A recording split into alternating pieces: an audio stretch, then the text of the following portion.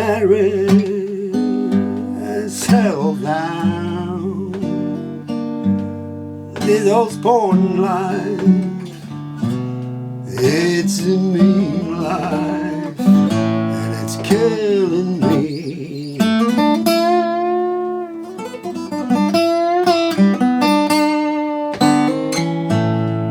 I got a letter from my home.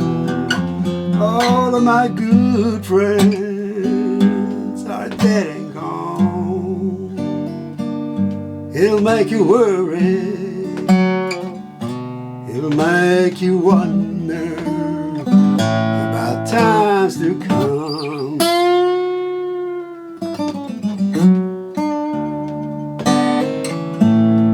My mother, she used to talk to me, young and foolish, I just couldn't see. Now I have no mother, my sisters and brothers won't talk to me.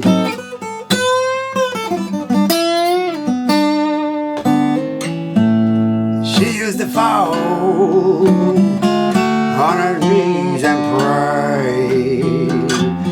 These are the words I heard my mother say. Oh, son, please, son, change your ways.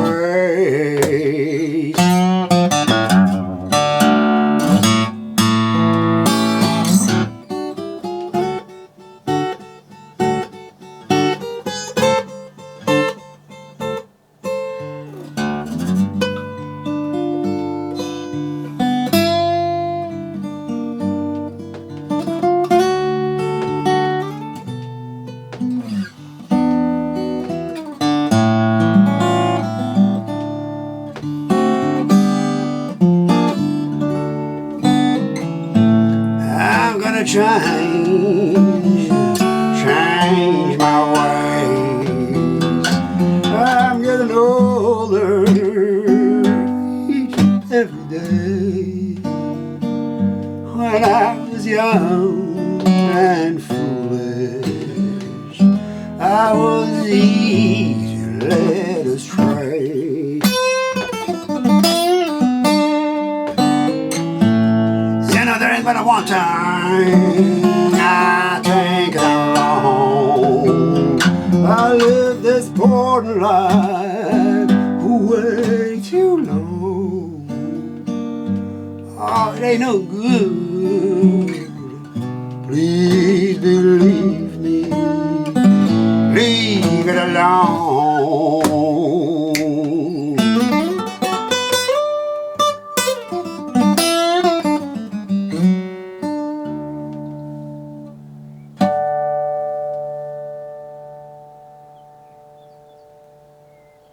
Okay, this is the lesson for Sportin Live Blues.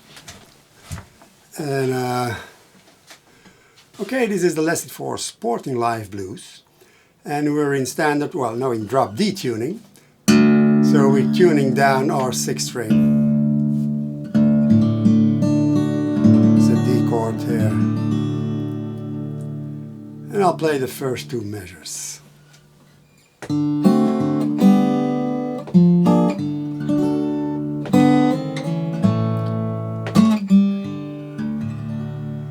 So we started with a D7 chord, triplet, and this is an upstroke with the 3 fingers, 1 for each string, and then to a B flat, you can also bar that of course, B flat 7, and open, it's a triplet, and that's open, and then to a D chord at the 7th fret. And well, although I wrote it out in 4/4, it has a swing feel and it's a very slow swing feel. So every beat, you should consider almost every beat as a triplet. And I'm arpeggioing this. And then to a simple A7. Just these two fingers and sliding up. I'm picking this only once, and then stay off it and slide it to the first and second frets. Then adding the index to the third string, second fret. And then there's a lot of well, hitting in this song. So I hit with my two fingers here and keep it a bit controlled, and then picking up with the index and the thumb to make it a triplet.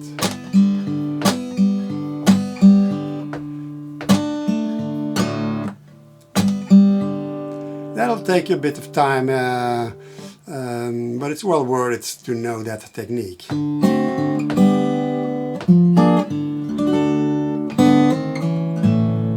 Well, I'm tired. That's how it goes. But we'll talk about the vocals later. So let's do the first two measures of the verse, starting with the last beat of the intro.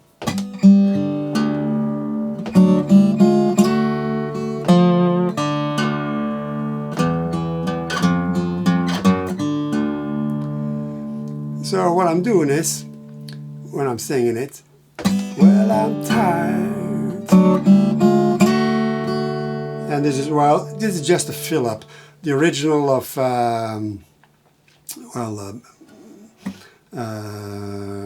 Dave and Ronk, well, he doesn't play that riff. I just added it to fill it up because it's a lot of empty space between those vocal phrases here.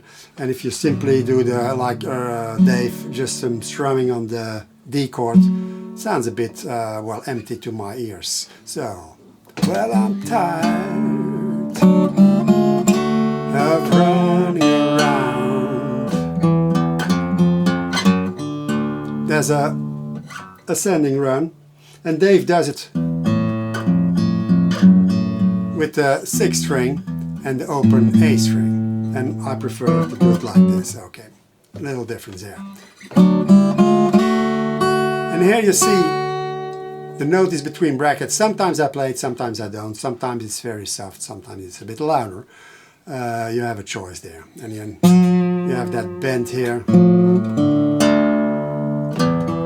And I tend to, for example, that open D string there in the second measure of the verse, and I play that often sideways, so we get a bit of flesh and nail at the same time. This is flesh only, and this is the combination. I like to do things like that, just some accenting and dynamics. Same here, it's not, but see, there's much sharpness in that tone then. While here, it's just thumb, flesh. Alright, the next two measures, we go to G.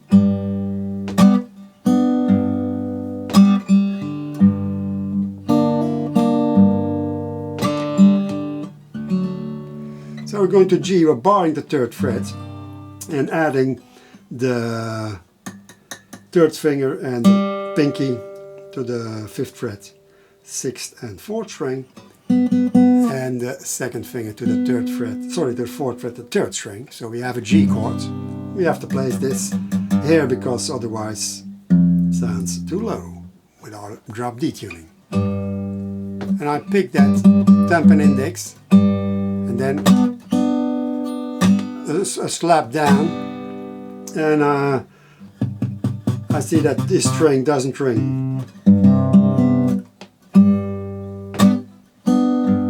By a little damping of this finger, for example, tilt it a bit so it is not, you can hear it, or does not ring prominently in any way.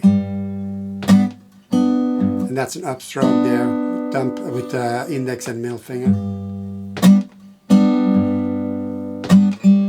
And another of those triplets, I often do triplets between changing chords, just to fill the thing up.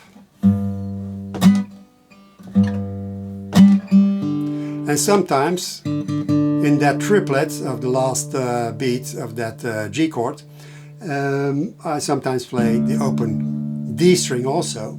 I mix it, sometimes I did like this, in another verse like that.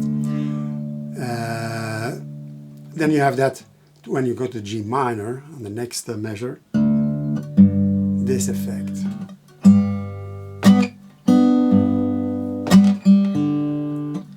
And then here, but otherwise, you hear the difference. And with the G minor, Dave Van Ronk plays it, he holds the bar, so the fourth string remains there on the 5th fret. I tend to play it open, it's easier I think to finger. And I use my index, I place it between strings, so it hits both strings, and I find that a bit easier than to use a half bar, well, which gives me kind of a bit of a pain there.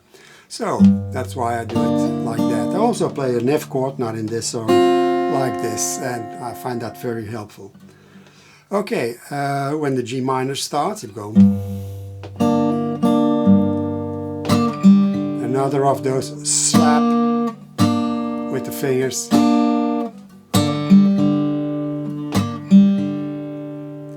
Alright, I played both G measures.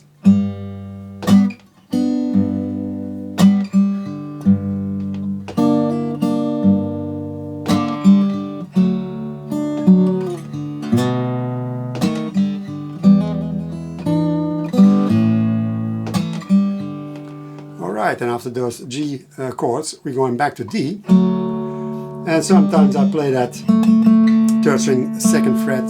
Sometimes I don't. And then at the 2nd beat is a 4th fret, 4th string, and after I pick it, I slide slightly down, sliding into the B7 chord, partial B7. We don't do anything with a pinky there. Again, one of those, and try to keep that. When you slap, try to keep it short by removing your fretting hand so the sound is cut off. Well, you have to anyway, because you have to play open strings after that. But and then to a E7 chord, normal E, but we have to add the thumb over the 6th string, 2nd fret. Otherwise, it sounds pretty awful, like that. And I often do a trill here, and a little bend with the pinky on the 3rd fret, 2nd string. And then a rake with the index finger of those 3, 4 strings indicated in the tab, 2nd, 3rd, 4th, and sometimes 5th. And after that we're going to a straight A chord. And I figured it like that. Could use maybe a bar, but well, I don't think it would be wise here, because I'm hammering on. When I play the open A string in the 2nd last beat of that measure, I'm hammering on with my 3 fingers, so I'm forming the A chord. But it's not played like that, because it's still ringing of the rake. Like that. And then again. And then I added some, well, to make it interesting, between every verse, and I wrote them out all, some Lonnie Johnson type of turnarounds. Well, some licks we can use as a turnaround. If you don't want to use them, you can simply play as a turnaround. Works well, but it's a bit boring every time the same thing after each verse, I think. So the first one I did, and afterwards this one is written in with a bar structure, but later after that I didn't do that for the others, because well, they're really free. You can use your imagination here, and the length of some notes you can keep or not is variable, so it's a bit open. And the first one goes like this.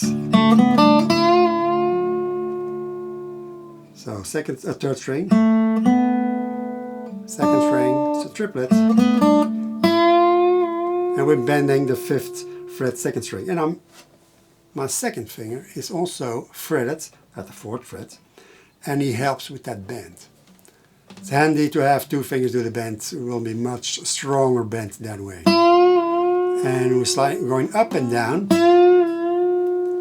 and then when we're going down, we're sliding to the 7th fret. I don't pick that, so I'll play it in context.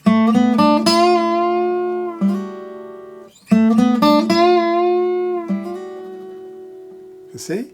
And then hammering on, pulling off 5th, 5, 7, open, and 6th fret.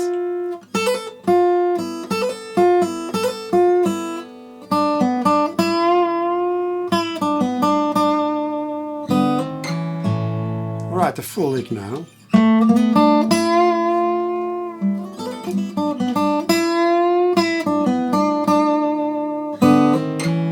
And this is what we see in the introduction.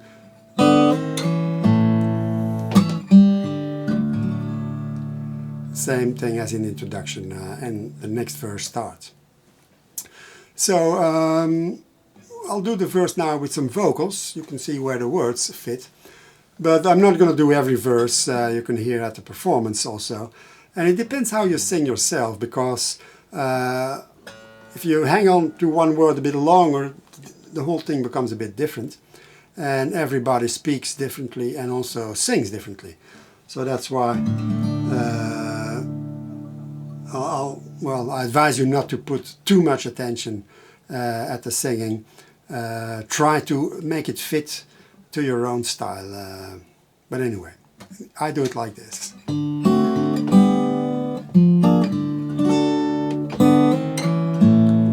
Well, I'm tired of running around. I wanna marry and settle down. This old Sportin life, it's a mean life, and it's killing me.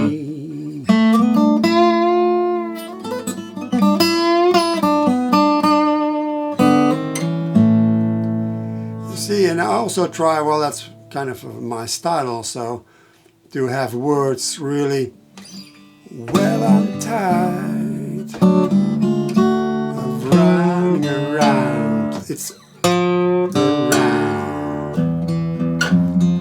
I wanna marry. You see, it's on the beat, you show sometimes, well, most always, and it helps you with the vocals that way. It also makes the vocals in rhythm. Sometimes people sing a different rhythm than the guitar, and then sounds, well, pretty awful. And that's something you have to learn by doing this. There's no really teaching, I think. You have to do it and do it as much as possible, and then you will improve. I never had any singing lessons. I just tried and tried and tried again, and believe me, I have recordings of my very early years, and that sounds pretty awful. Okay, we have a solo, but well, I'll talk about the turnarounds first, because the solo starts after the 4th turnaround. So the second turnaround, so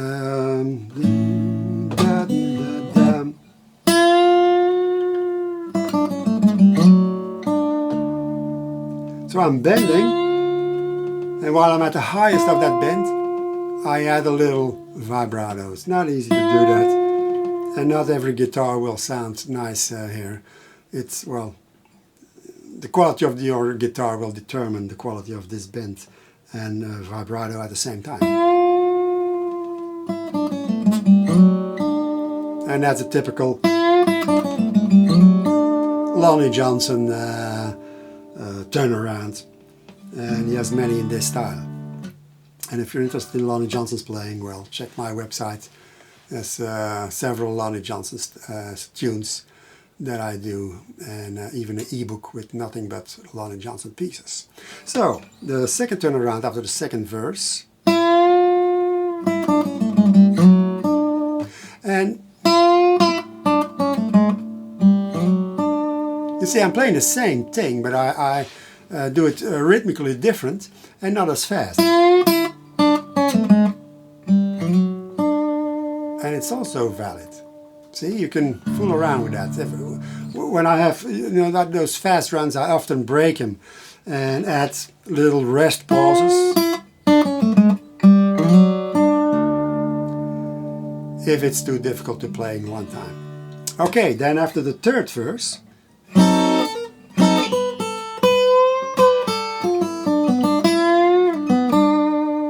So I'm strumming a diminished chord, 5-4-5-4.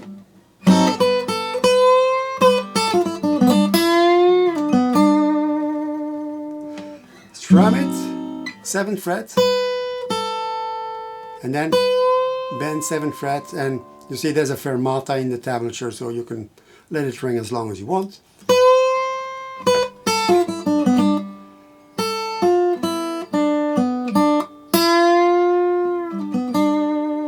And here I'm bending, and while I'm at the height of the bend, I'm pulling off. I'm not picking it with the right hand.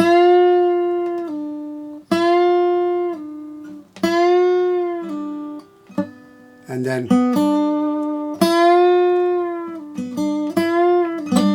also sometimes I do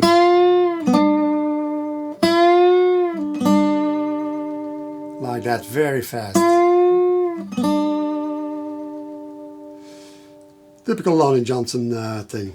So in slow motion,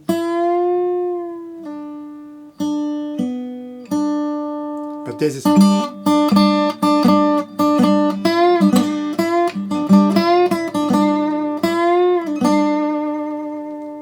and to the A7. And then we have the fourth turnaround.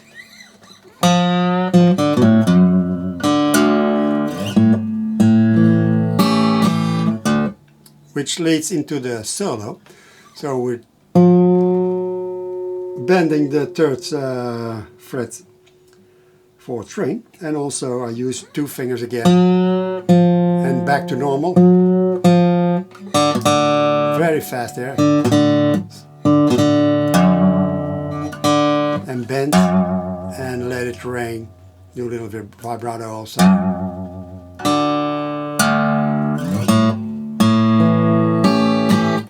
And that slide to the 4th fret 6th string, it's not picked. And the first open 5th string, I really mute it by placing my picking finger on the string after I picked it.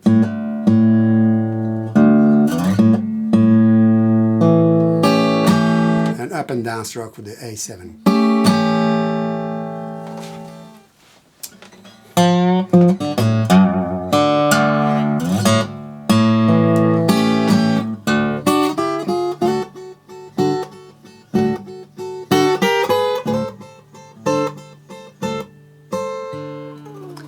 You see, I'm sliding up, partial D chord, and then the bass starts. And notice that I'm using what I call the country blues bass, open, and then mute with the palm of your hand.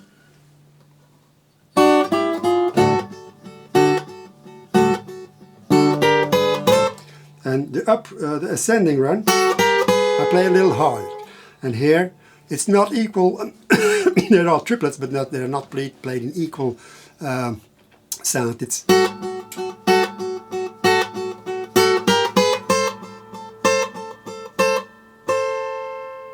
and I do that muting with the fingers, the picking fingers, resting them on the string to keep it short.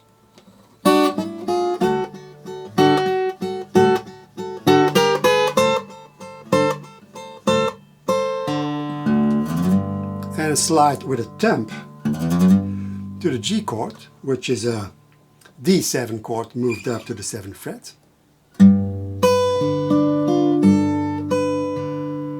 And we playing around with the pinky, we're lifting the pinky and adding the index to the 1st string 5th fret.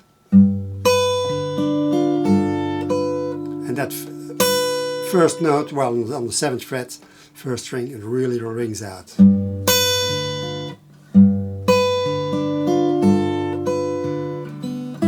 And this is very sort of walking into the G minor chord, so I played it softly. It's not a melody note.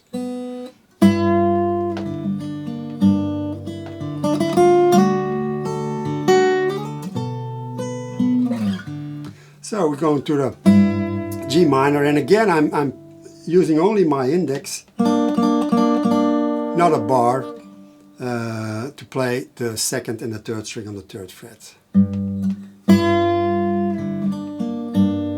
And I'm bending it, holding it, and then going down. When I play the open 4th string, then I'm going down.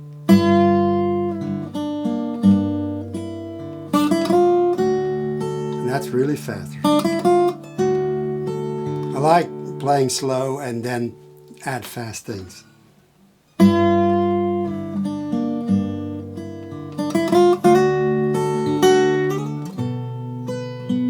This is our B7 chord, and it's a bar on the 7th fret, and the index, the pinky on the 10th fret, 2nd string, and the 3rd finger bars the 6th string and the 4th string at the 9th fret.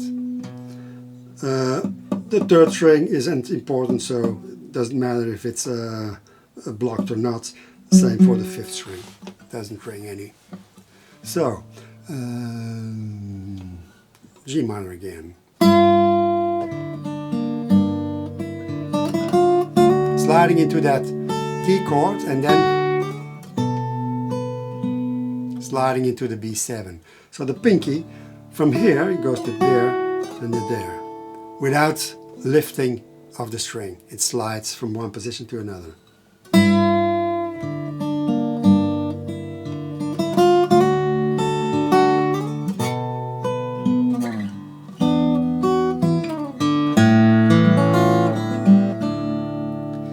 So then we go to a E7 chord. It's your D position, partly D7 moved up to the 4th fret, and we're adding the bar at the 2nd fret. Otherwise, it's not an E but a D. So now it's an E. And adding the pinky to the 5th fret and sliding down. And this is kind of a, well, A, I don't know. Not A9, but something different anyway. Sounds cool here. Slide it, arpeggiating. And the open strings. So again, that G from the G minor.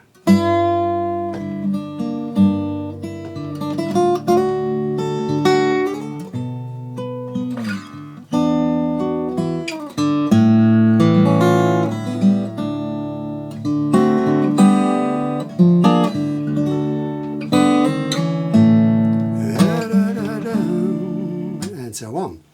So you see, that's it for the solo, and then we have two more, well, one more, the 5th turnaround, where it is something like that. I'm playing the 7th fret 1st string, adding again my 2nd finger at the 6th fret, and I'm hitting down with my nails of the index and the middle, and the index blocks the 3rd and the 4th string, and because of the bend, the 2nd string is blocked by this finger, and when I'm hitting down, I'm resting my hand on the strings so that these strings aren't ringing as well.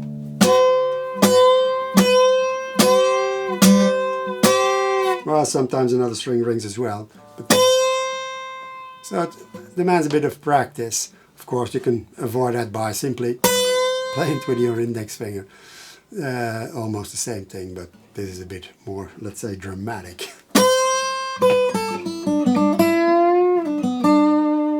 And the other things we've seen in previous riffs. Again, that bend and pull off and quick. So the 4th fret, 3rd string, don't hold your finger there. After you picked it, you remove it.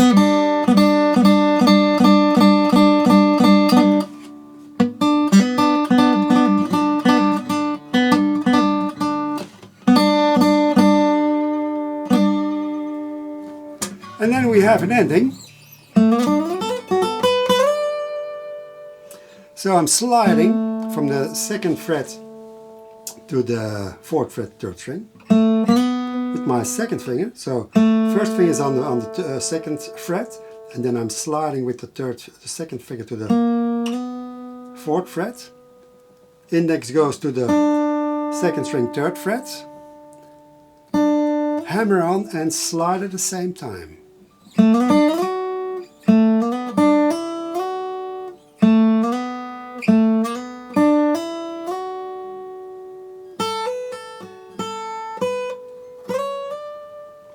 And then hammer on, pull off, 7th fret, 2nd string, and to the 10th fret.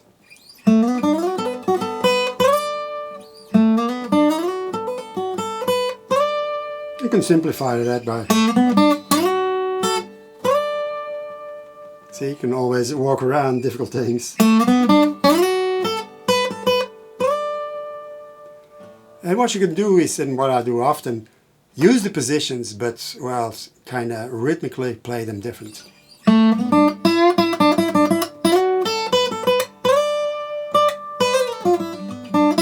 This is also a riff I use a lot. So when I'm at the 10th fret, then 7th fret, 1st string, hammer on, pull off, and slide back to the 5th fret. And then the 2nd string, 6th fret. It sounds very fast. It is very fast, but because of the open string, you have time to move to the 3rd fret, 2nd string.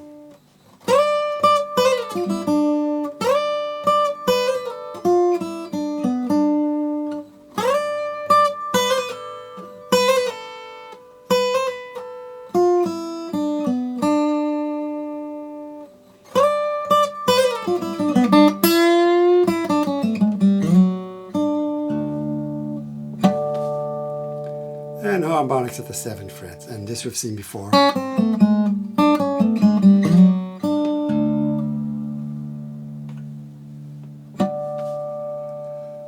So that's it for Sporting Live Blues. Well, I'll play one more time with a little bit of singing, so you can see where it is, where you could put the words. I'll take the 2nd verse.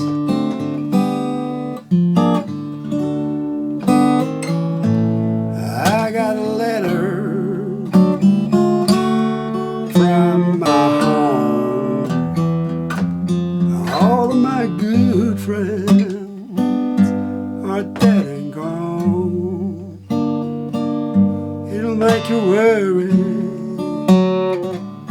it'll make you wonder about days to come. And you see, I did it when we go back from that's the beat preceding the B7.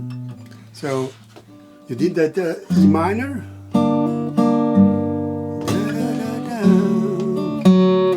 and instead of sliding back, I'm doing a hammer and a slide back.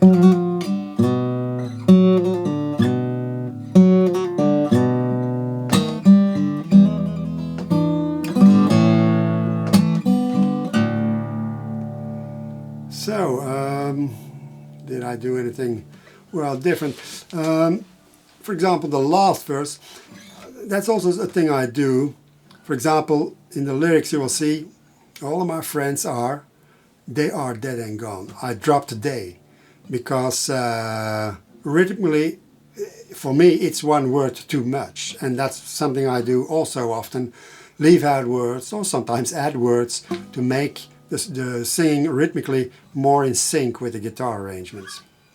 Like, I got a letter from my home. So I didn't repeat got a letter. I got a letter, and then it says got a letter from my home. I didn't repeat that. I got a letter from my home. I had to sing I got a letter, I got a letter from my home. That's too much.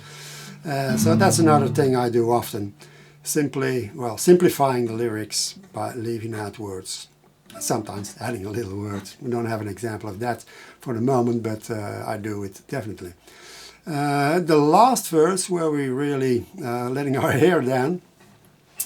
You know there ain't but a one time that I think and I'm wrong. So think is on the bend that you should see, and the I is on this note, when we go to D. There ain't but a one thing. Here you have to sing a little bit faster. You know there ain't but a one thing, and I added something. I added the you know. You know there ain't but a one time that I think I'm wrong. I believe this borderline way too long. You know it ain't no good. Please believe me. Leave it alone.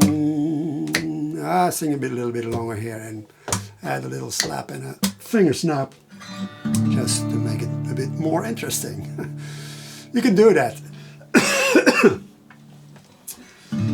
Okay, I think that's it for Sporting Live Blues. I hope you like this song. I like playing it.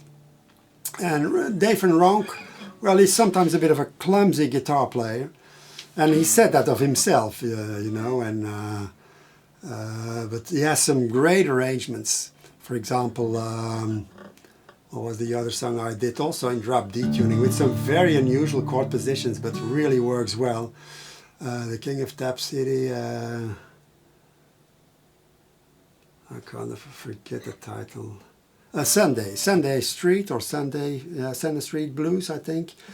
I think it's simply Sunday Street, and that's also a very good song.